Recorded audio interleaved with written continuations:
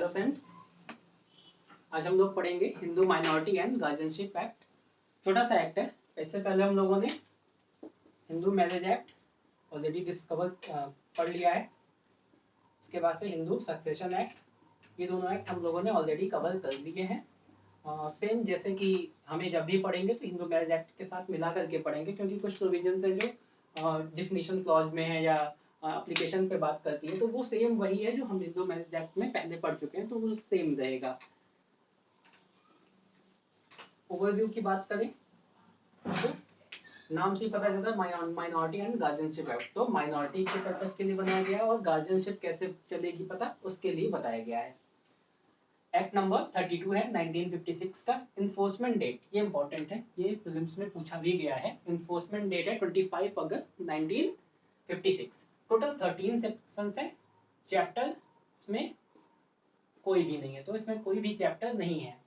इस एक्ट को जब भी पढ़ेंगे तो हमें साथ में सप्लीमेंट में गार्जियन एंड वार्ड एक्ट 1990 को साथ में लेके चलना है, क्योंकि 1890 का ये गार्जियन एंड वार्ड एक्ट जो है वो इससे पहले का भी है और इसके जो प्रोविजंस है वो इसके साथ साथ चलते हैं, तो इसको भी हमें साथ में देख लेना है। देखना क्या, नाम बस देख लेना है, ये इसके सप्लीमेंटल है,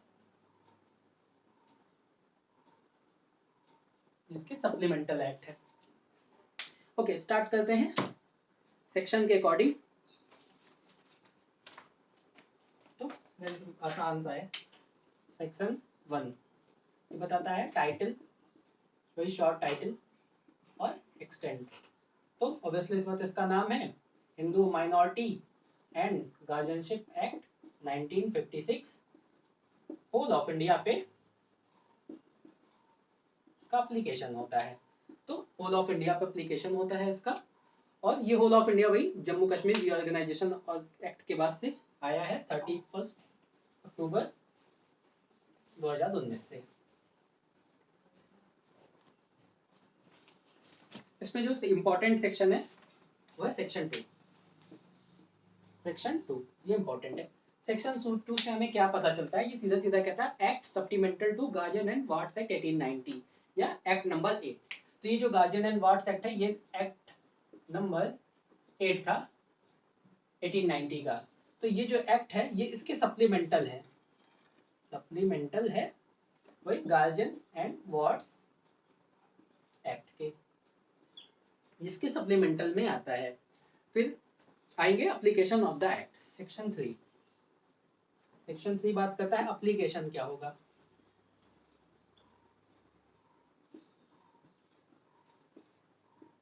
तो इस सेक्शन को हमें सीधा सीधा रीड कर लेना है। हिंदू मैरिज एक्ट के सेक्शन 2 से। तो वहां पे हम लोगों ने ऑलरेडी डिसाइड किया था, उसमें 9 कैटेगरीज हैं, 9 कैटेगरीज पर्सन की हैं। वहां पे बताया गया था कि आर्य समाज, ब्रह्म समाज, लिंगायत या जो भी ऐसे पर्सन है लाइक कि सिख हैं, जैन हैं, बुद्धिस्ट हैं, तो ये सारे लोग हिंदू में इंक्लूड करते हैं। तो उसी चीजों को इसमें बताया गया है। एक चीज यहाँ पे बस इम्पोर्टेंट है कि जो आपको इसमें पढ़ना है Hindu minority and guardianship act, साथ ही साथ एडॉप्शन एक्ट में, कि जैसे वहां पे हिंदू मैरिज एक्ट और सक्सेशन एक्ट में प्रोविजन क्या थे कि इसके जो प्रोविजंस हैं वो एसटी पे नहीं लगते हैं, शेड्यूल्ड ट्राइब्स पे एप्लीकेबल नहीं होते हैं। तो बट यहाँ पे क्या है, एक प्रोविजन और है जो 2A में बताया गया है, वो है बात करता है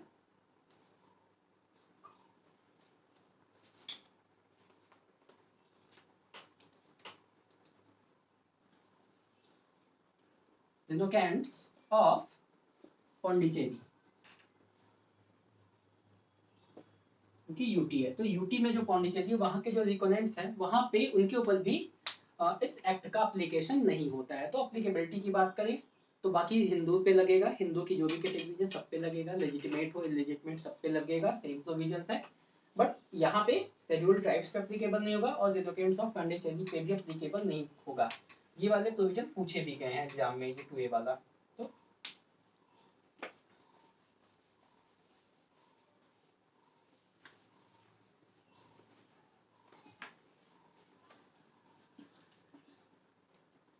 सेक्शन 3 के बाद से हम लोग चलेंगे सेक्शन 4, जो कि डेफिनेशन क्लॉज है। इस एक्ट में ही चेंज है, वरना अदरवाइज जितने भी हिंदू वाले एक्ट है उसमें सेक्शन 3 में डेफिनेशन दी गई है, बट इस एक्ट में सेक्शन 4 में डेफिनेशन दी गई है। डेफिनेशन में ए बी सी 3 डेफिनेशन हमें इसमें दी गई है जो हमें याद करनी है। पहला है माइनर, दूसरा है गार्जियन, तीसरा है नेचुरल गार्जियन। तो ये 3 डेफिनेशन है जो हमें सेक्शन 4 में मिलती है। माइनर का मतलब सीधा होता है ऐसा पर्सन जिसकी एज 18 ईयर से कम की हो, तो इसकी एज 18 से कम हो वो माइनर होता है। गार्जियन का मतलब होता है ऐसा पर्सन जो इस माइनर की पर्सन की या उसकी प्रॉपर्टी की केयर करे, उसे हम गार्जियन कहते हैं। तो ऐसा पर्सन जो कि केयर करे पर्सन की भी, प्रॉपर्टी की भी, माइनर की, तो इसको कहते हैं गार्जियन। अब यहाँ पे गार्जियन में कुछ कैटेगरीज हैं, तो हम देखते हैं कि गार्जियन में उन्होंने टाइप ऑफ गार्जियन भी इसी में बता दिया है, इंक्लूड नहीं करता है। तो टाइप ऑफ गार्जियन में नेचुरल गार्जियन,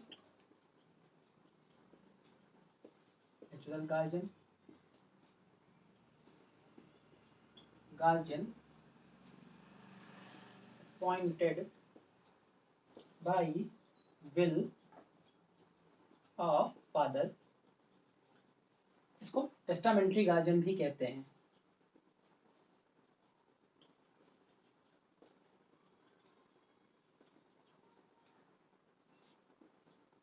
थर्ड आता है गार्जियन अपॉइंटेड बाय कोर्ट, और साथ में आता है last court and wards act, sorry guardian and wards act. तो ये विचारों हैं जो कि गार्जियन की बात करते हैं। तो गार्जियन में कौन कौन आता है? नेचुरल गार्जियन आता है, guardian appointed by the will of father, father की विल से जो गार्जियन अपॉइंट किए जाते हैं उसको हम गार्जियन उसी को हम टेस्टामेंट्री गार्जियन भी कहते हैं, जो कि इसकी विल के थ्रू अपॉइंट होते हैं। इसके बाद थर्ड आता है गार्जियन अपॉइंटेड बाय कोर्ट, ऐसे गार्जियन जिसको कोर्ट अपॉइंट करे, तो वो थर्ड आ गया। और फोर्थ आता है गार्जियन और वार्ड्स एक्ट में जो प्रोविजन दिए उसके अकॉर्डिंग अगर किसी को गार्जियन बनाया जाता है। तो ये 4 है। इसमें कौन इंक्लूड नहीं होता? तो नॉट इंक्लूड करता है एडॉक गार्जियन को। तो यहाँ पे सीधा सीधा हमें लिख लेना है कि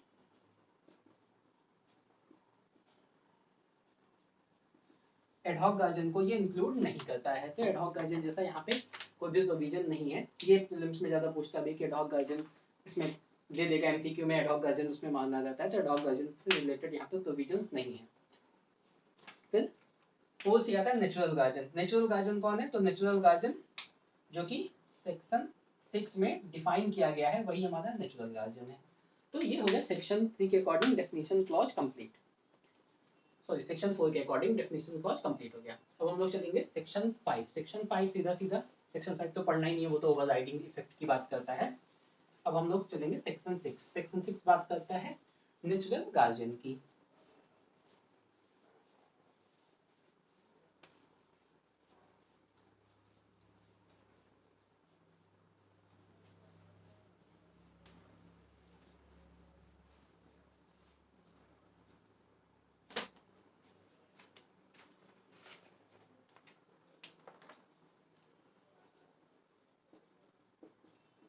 section 6 natural guardian of Hindu minor. तो नेचुरल गार्जियन कौन होंगे हिंदू माइनर के? तो इसमें सीधा सीधा है कि गार्जियन सीधा सीधा किसके लिए अपॉइंट किया जाता है? तो किसी भी माइनर पर्सन के लिए भी अपॉइंट किया जाता है, उसकी प्रॉपर्टी की केयर के लिए भी किया जाता है। नेचुरल गार्जियन कौन होगा? तो मेनली नेचुरल गार्जियन हम उससे कहते हैं जैसे मदर या फादर हो गए, वो नेचुरल गार्जियन होते हैं। बट इसमें थोड़ा सा डिफरेंस है। इसमें क्या है, पहला बताता है कि बॉय के केस में और अनमैरिड गर्ल, क्योंकि मैरिड गर्ल जो होती है उसका गार्जियन सिर्फ और सिर्फ उसका हस्बैंड होता है। तो बॉय और अनमैरिड गर्ल की बात करता है। इसके केस में माइनर कौन होगा? तो पहले फादर होगा और फादर के बाद फिर मदर होगी। तो पहले फादर होगा फिर मदर होगी। नेचुरल गार्जियन, ठीक है, ये नॉर्मल केस है। यहाँ पे आप इसको लेजिटिमेट समझना, ठीक है, लेजिटिमेट, ये लेजिटिमेट होंगे तो उसमें बॉय हो यह हो या अनमैरिड गर्ल हो, दोनों के केस में पहले उसका गार्जियन फादर होगा, फिर उसकी जो गार्जियन होगी वो मदर होगी। और इसमें प्रोविजन है, ये कहता है कि अगर ये बॉय या ये जो अनमैरिड गर्ल है इसकी एज जो है -5, मतलब 5 साल से कम की, 5 ईयर्स की एज जो है -5 ईयर्स है, मतलब 5 साल से कम का है, तो उसकी जो गार्जियन होगी वो मदर होगी, क्योंकि मदर को ही पता रहता है कि इसकी केयर कैसे करनी है, तो उस केस में जो नेचुरल गार्जियन होगी वो मदर होगी। अदरवाइज फादर जो है पहले आएगा, उसके बाद से मदर को माना जाता है। इसके बाद सेकेंड कैटेगरी आती है जब इलिजिटिमेट रहेगा, इलिजिटिमेट बॉय या अनमैरिड गर्ल, इसके केस में कौन होगा? तो इसके केस में पहले मदर होगी, नेचुरल गार्जियन, और मदर के बाद फिर फादर होंगे। तो सेक्शन 6 से दो पता चला, एक तो बॉय अगर लेजिटिमेट है तो उसमें बॉय के टाइप पे फादर और मदर हो गए, लेकिन अगर इलिजिटिमेट बॉय है या अनमैरिड गर्ल है तो उस केस में पहले मदर होंगी, फिर फादर जो है उसके नेचुरल गार्जियन होंगे। फिर इसके बाद से सी वाला कहता है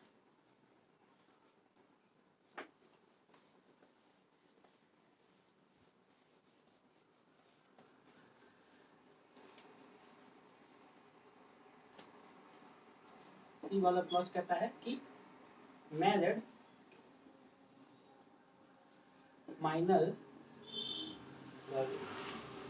गर्ल है लेकिन वो मैरिड है, तो उसका गार्जियन कौन होगा? उसका हस्बैंड होगा। तो यहाँ पे ये सीधा सीधा हस्बैंड को चला जाता है। तो ये हो गया सेक्शन 3 के अकॉर्डिंग।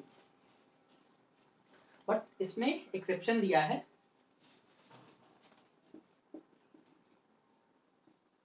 एक्सेप्शन सीधा सीधा कहता है कि कोई पर्सन गार्जियन नहीं हो जाएगा, ये रोक लगाता है एक तरीके से गार्जियन पे, कि एक्सेप्शन में है कि no person is guardian if renounce the world completely, अगर उसने धर्म अपने वर्ल्ड को ही त्याग दिया, लाइक कि संन्यास में चला गया है, तो ऐसे कंडीशन में उसको नहीं माना जाएगा। और या तो उसने अपना कन्वर्जन कर दिया है, कन्वर्जन मतलब कि स्विच्ड हो गया है टू बी हिंदू, लाइक मुस्लिम में चला गया, क्रिश्चियन में चला गया, पारसी में चला गया या ज्यू में चला गया, इस केसेस में कोई भी पर्सन है वो उसका गार्जियन नहीं हो सकता है। तो सीधा सीधा है कि गार्जियन होने के लिए उस पर्सन को भी हिंदू होना चाहिए, तभी वो गार्जियन हो सकता है। तो यहाँ पे एक्सप्लेनेशन दिया गया है कि फादर एंड मदर जो भी हमने यहाँ पे पहले पढ़ा है उसमें स्टेप फादर और स्टेप मदर इंक्लूड नहीं होंगी। तो फादर में स्टेप फादर और स्टेप मदर नहीं इंक्लूड होंगे, ये बायोलॉजिकल या नेचुरल फादर की बात करता है। ये हमारा सेक्शन 6 कंप्लीट हो गया। सेक्शन 6 की गार्जियन की बात करता है।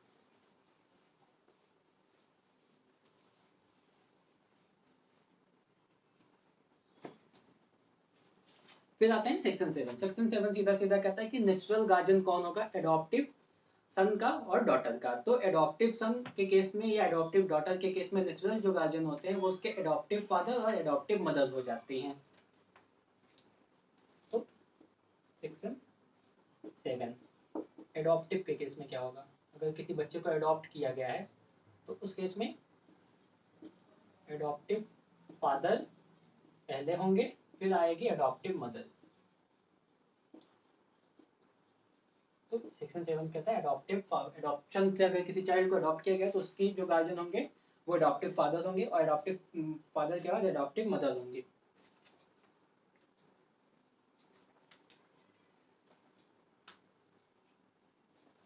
अब इसमें कुछ केस आते हैं।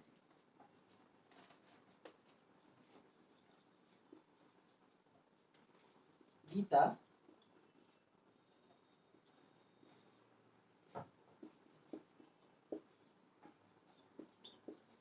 हरिहरन वर्सेस आरबीआई, इस केस में क्या कहा गया था कि अगर जो फादर नहीं है, एडॉप्टिव फादर या फादर, क्योंकि ये एज अ वर्क करेंगे एज अ नेचुरल गार्जियन। यहाँ पे जो फादर है ये या मदर, ये बात एज अ एक्ट करेंगे नेचुरल गार्जियन। तो नेचुरल गार्जियन मेनली क्या होता है, फादर होता है पहले, फादर के बाद प्रेफरेंस किसको मिलती है, मदर को मिलती है। तो अब इस केस में कहा गया कि अगर किसी रीजन से अगर फादर जो है वो अवेलेबल नहीं है, लाइक कि फादर की डेथ हो गई तो उसके बाद तो मदर को मिलता है, लेकिन ऐसी कंडीशन जहाँ पे फादर अवेलेबल नहीं है, या वो उस कंडीशन में, जिस कंडीशन में वो बच्चे को मैनेज नहीं कर सकता है, या जो फादर है वो unable to take care, father जो है वो बच्चे की केयर करने के लिए अनेबल है, तो उस केस में जो मदर है वो गार्जियन हो जाएगी। तो काफी इंपॉर्टेंट केस है, Geeta Hariharan versus CBI. Same इसी मैटर पे एक केस और आता है,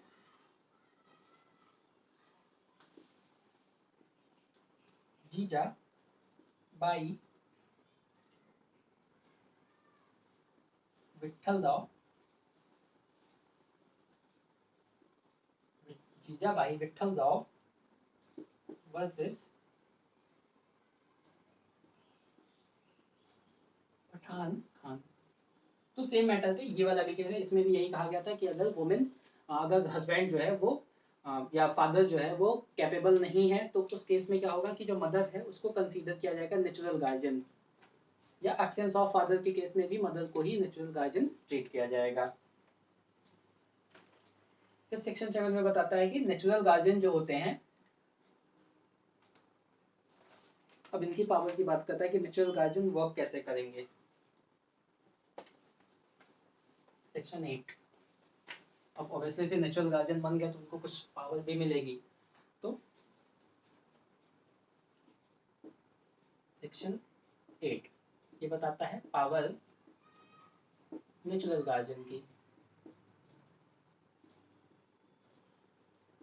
नेचुरल गार्जियन की पावर क्या क्या है, तो सीधा सीधा है कि नेचुरल गार्जियन जो है वो जो भी एक्ट करेगा वो रीजनेबल एक्ट करेगा, और वो बेनिफिट ऑफ माइनर के लिए वर्क करेगा। तो ये हमेशा वर्क करेगा benefit of minor, minor person की बेनिफिट के लिए। पहला तो इसका प्रायोरिटी है कि वो माइनर की बेनिफिट के लिए वर्क करेगा। दूसरा कहता है कि जो नेचुरल गार्जियन है,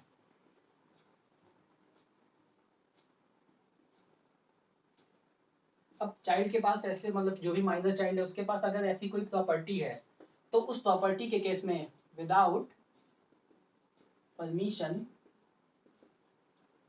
ऑफ कोर्ट, तो जब भी कुछ इसके पास कोई प्रॉपर्टी, उसका मॉर्गेज, चार्ज, ट्रांसफर या गिफ्ट में नहीं देगा प्रॉपर्टी को, तो अभी भी अगर कभी भी इसकी लाइक कि माइनर के पास कोई प्रॉपर्टी है, उस प्रॉपर्टी पे उसका कोई भी नेचुरल गार्जियन है, तो वो उसकी प्रॉपर्टी को अगर मॉर्गेज करना है, या उस पर कोई चार्ज लगाना है, या ट्रांसफर करना है, या गिफ्ट करना है, तो वो कभी भी करेगा तो वो कोर्ट की परमिशन से ही करेगा, बिना कोर्ट की परमिशन से वो नहीं करेगा। तो ए ये कहता है, ए वाला प्रोविजन ये कहता है। बी वाला क्या कहता है कि वो लीज पे दे सकता है, लीज पे दे सका, और लेकिन लीज के केस में कंडीशन है, कंडीशन ये है कि जो मैक्सिमम पीरियड रहेगा वो 5 ईयर रहेगा, प्लस या रहेगा, और या तो 1 ईयर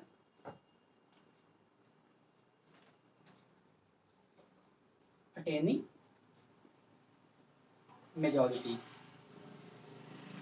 तो मैक्सिमम कितने टाइम के लिए लीज दे सकता है, 5 ईयर के लिए लीज देगा, और दूसरी कंडीशन है कि 1 ईयर अटेनिंग मेजोरिटी, लाइक कि जैसे कि इसने लीज पे दिया, तो जो माइनर था, माइनर की एज थी उस टाइम पे 15 ईयर, तो ये कितने टाइम के लिए दे सकता है, अब इसके अकॉर्डिंग तो वो 5 ईयर के लिए दे सकता है, लेकिन बी वाला क्लॉज के अकॉर्डिंग होगा कि 1 ईयर अटेनिंग मेजोरिटी, मतलब 18 साल तक वो मेजर होगा, 18 के बाद 1 साल और 19 साल। तो अगर ये 15 ईयर का है तो ये मैक्सिमम जो है वो 4 ईयर तक दे सकता है। अगर ये 16 होता तो ये मैक्सिमम 3 ईयर तक दे सकता, 17 होता तो सिर्फ 2 साल के लिए दे सकता। तो ये कंडीशन है 1 साल, जब वो मेजोरिटी से ऊपर, उतने टाइम के लिए वो लीज पे दे सकता है प्रॉपर्टी को। बट इसमें भी क्या है कि कोर्ट की परमिशन से ही देगा।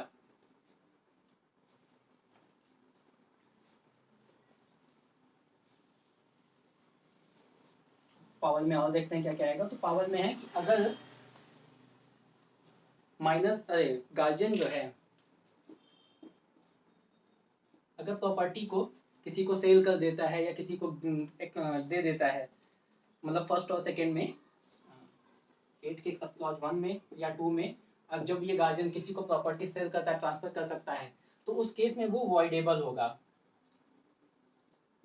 जो भी ट्रांजेक्शन वो किया होगा वो वॉइडेबल होगा। वॉइडेबल किसका होगा? At the option of minor. तो ये माइनर के ऑप्शन पे होगा। अगर माइनर चाहे तो उसको वो वैलिड करवा सकता है, अदरवाइज अगर उसे लगता है तो उसको वो वॉइड कर देगा। तो सेम ये प्रोविजन है कि गार्जियन अगर कुछ भी करता है तो वो वॉइडेबल होगा, ऑप्शन ऑफ माइनर पे होगा। फिर फोर्थ कहता है इसका क्लॉज की, फोर्थ ये सीधा सीधा कहता है कि कोर्ट कभी भी परमिशन नहीं देगा कोई भी ऐसा ट्रांसफर करने के लिए अगर उसमें बेनिफिट ऑफ माइनर नहीं दिया गया है। तो अगर माइनर का बेनिफिट है तभी कोर्ट परमिशन देगा, अदरवाइज कोर्ट परमिशन नहीं देगा। ये हो गया सेक्शन 8 कंप्लीट। अब आते हैं सेक्शन 9। सेक्शन 9 बताता है टेस्टामेंट्री गार्जियन। इसमें तो खूब पूछता है ये।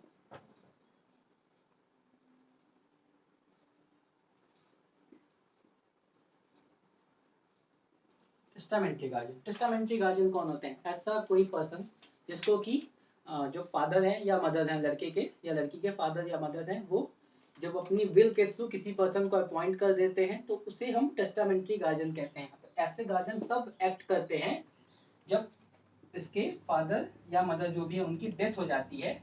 तो उनकी डेथ के बाद से ये लोग अपना एक्ट जो टेस्टामेंट्री गार्जियन है वो एक्ट करेंगे एज अ चाइल्ड के गार्जियन के रूप में।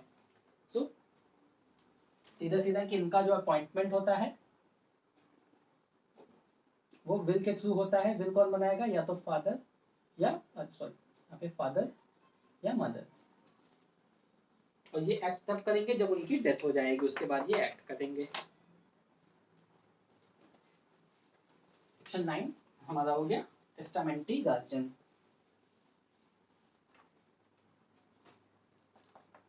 फिर आता है सेक्शन 10। सेक्शन 10 कहता है minor is incompetent to act as guardian. तो सेक्शन 10 सीधा सीधा कहता है कि कोई भी माइनर है जो वो इनकॉम्पिटेंट है किसी का गार्जियन बनने के।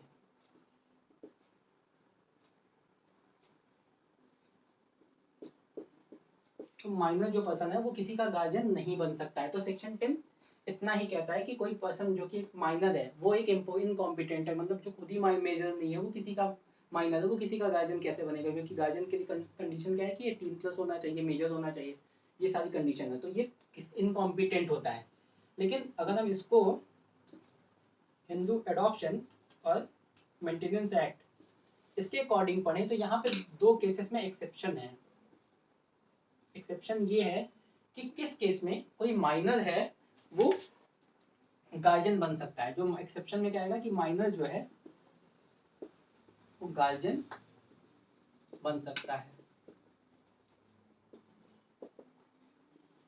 किसके किसके लिए? ऐसे दो पर्सन है, एक तो उसकी वाइफ के लिए और दूसरा है सन या डॉटर के लिए जो उसके चाइल्ड होंगे। तो उस केस में अगर वो पर्सन माइनर भी है तो भी वो वाइफ और सन या डॉटर के लिए गार्जियन रहेगा और वो एज ए नेचुरल गार्जियन रहेगा। नेचुरल गार्जियन रहेगा। तो ये वाला एक्सेप्शन काफी इंपॉर्टेंट है। अदरवाइज एक्सेप्शन सीधा सीधा कहता है कि माइनर जो है वो इनकॉम्पिटेंट होता है, गार्जियन नहीं बन सकता और किसी के केस में, बट अपने में वो वाइफ और अपनी सन या डॉटर के लिए बन सकता है। इसको हम लोग हिंदू एडॉप्शन और मेंटेनेंस एक्ट के साथ अगर पढ़ेंगे तो वहां से निकल के आता है।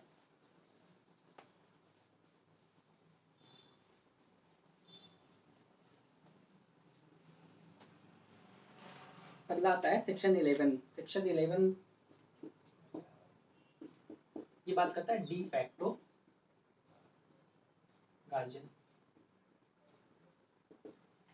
तो डी फैक्टो गार्जियन कौन होते हैं? डी फैक्टो गार्जियन ऐसे गार्जियन होते हैं जो कि केयर तो करते हैं, वो प्रॉपर केयर कर सकते हैं, सब कुछ कर सकते हैं, बट वो प्रॉपर्टी जो है, ट्रांसफर जो है प्रॉपर्टी का, वो नहीं कर सकते हैं। तो ऐसे गार्जियन जो कि लाइक कि कभी भी कोई गार्जियन होता है तो वो एक तो होता है डी फैक्टो, एक होता है डी ज्यूरे। फैक्ट मतलब कि फैक्ट के बेसिस पे है, ज्यूरे मतलब लॉ के बेसिस पे है।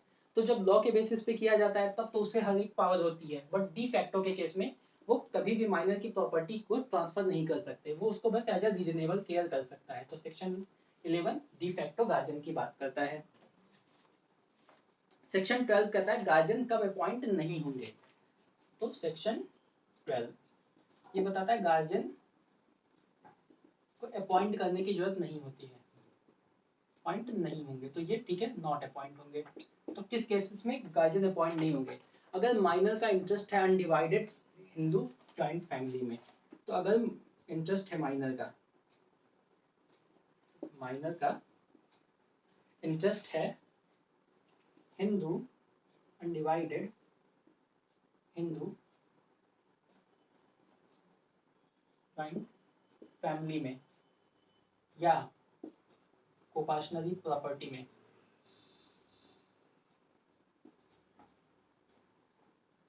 तो उस केस में किसी पर्सन को गार्जियन अपॉइंट करने की जरूरत नहीं है। तो सीधा सीधा कि अगर माइनर का इंटरेस्ट है किसी भी हिंदू अनडिवाइडेड हिंदू फैमिली में या उसकी कोपाशनल जो प्रॉपर्टी है उसमें भी इंटरेस्ट है, तो वहां पे किसी भी गार्जियन को अपॉइंट करने की जरूरत नहीं होती, क्योंकि हिंदू जॉइंट फैमिली जो होती है वो ऑलरेडी एक सोल एंटिटी उसको काफी बड़ी होती है, तो उसमें उसके अकॉर्डिंग गार्जियन मिल जाते हैं। वो जो करता है या अदर पर्सन है उसके लिए एज अ गार्जियन ट्रीट होंगे।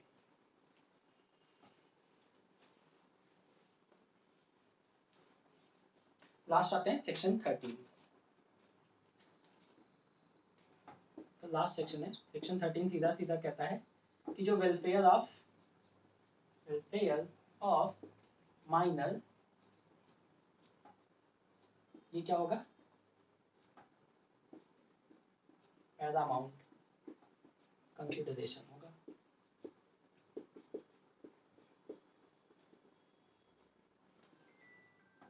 जब भी गार्जियन जो होंगे वो अपॉइंट होंगे, कैसे अपॉइंट होंगे? By court. तो जब भी जो गार्जियन है वो बाई कोर्ट अपॉइंट होंगे, तो उस केस में जो वेलफेयर ऑफ माइनर होगा वो पैरामाउंट कंसिडरेशन होगा। मतलब जो वेलफेयर है गार्जियन माइनर का, वो सबसे पहले मेन जो टारगेट होगा कि वो वेलफेयर ऑफ माइनर के लिए ही वर्क करे। जहां भी गार्जियन कोर्ट अपॉइंट करेगी, अगर वो ऐसा नहीं कर रहा है तो उसको हटा दिया जाएगा। तो सेक्शन 13 यहाँ पे कंप्लीट होता है। इस केस की बात करेंगे जो इम्पोर्टेंट केसेस हैं। ऑलरेडी 2 केस हम लोगों ने स्टार्टिंग में ही देखा है, 1-2 केस और हैं।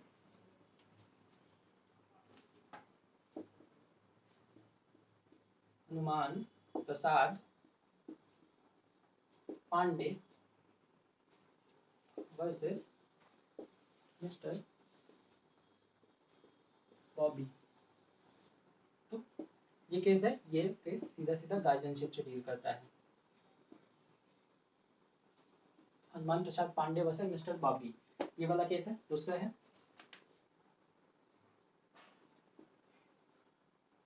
जियाबाई वर्सेस पठान, और एक केस और है इसी में, गीता हरिहरन। इसको हम लोगों ने ऑलरेडी कर दिया है, वर्सेस आरबीआई।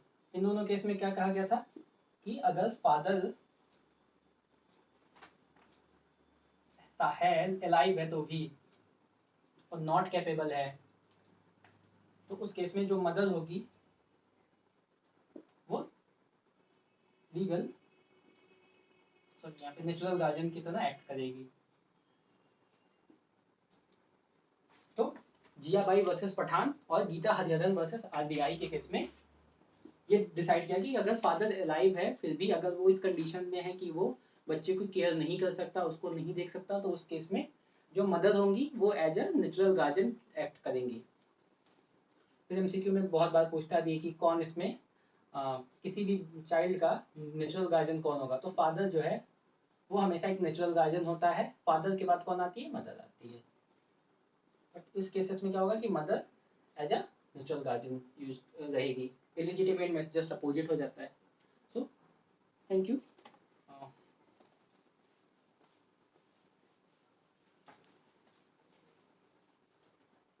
अगर और भी आपकी कोई क्वेरी हो तो आप हमें इंस्टाग्राम पे मैसेज कर सकते हैं, जुडिशरी फॉर लाइफ पे। Thank you.